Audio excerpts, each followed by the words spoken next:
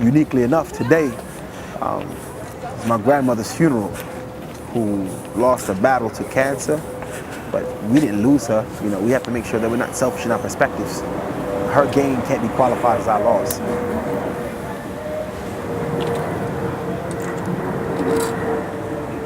Yeah. I'm Karega Bailey, a servant through arts, an educator, you know, all around just an ambassador of hope. So whatever the modality is that I can instill hope, I do so. Cancer is that phone call you don't want to answer in the middle of the night. Afraid you'll be too little too late before the date you catch your flight. And honestly, we're not afraid of death, but my God, we're praying for life.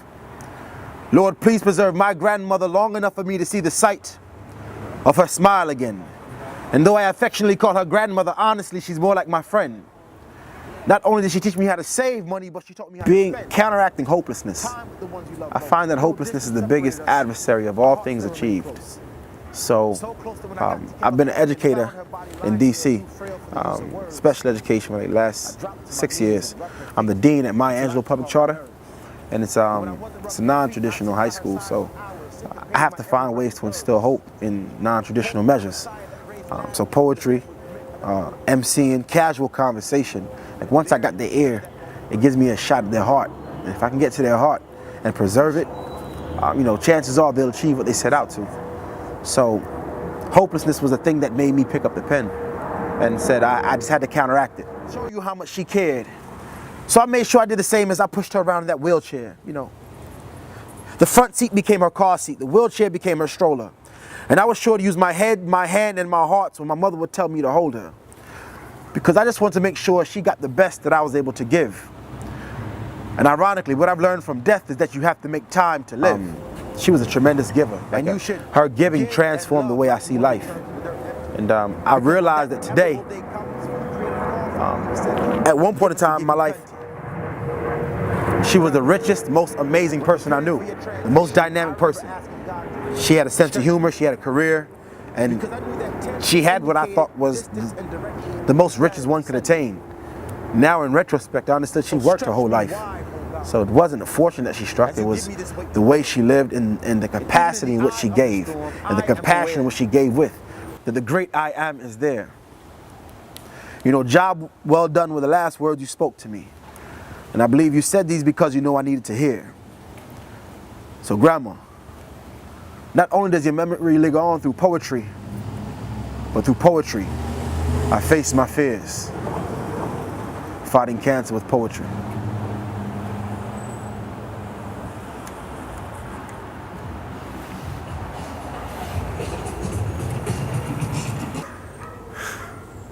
I think it's overall interesting that we're even brought here for this very reason. Like imagine my grandmother, who comes from Jamaica to England to New York, right? So she lived in all three places, like didn't vacation, like real lives, real careers. And oddly enough, here I am on this day in Brooklyn, telling her story at STOOP 55.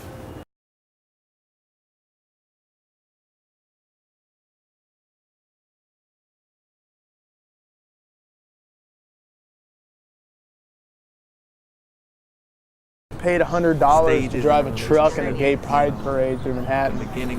That was pretty interesting. I had never been with the dating part of it, involved in any sort of thing like that before. It's just a culture that, where I'm from, it's not in abundance. I mean, it's like very eye-opening. I've never seen anything like that before.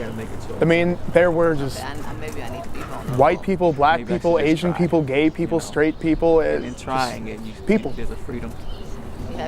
Whatever color, race, skin color, you know, whatever.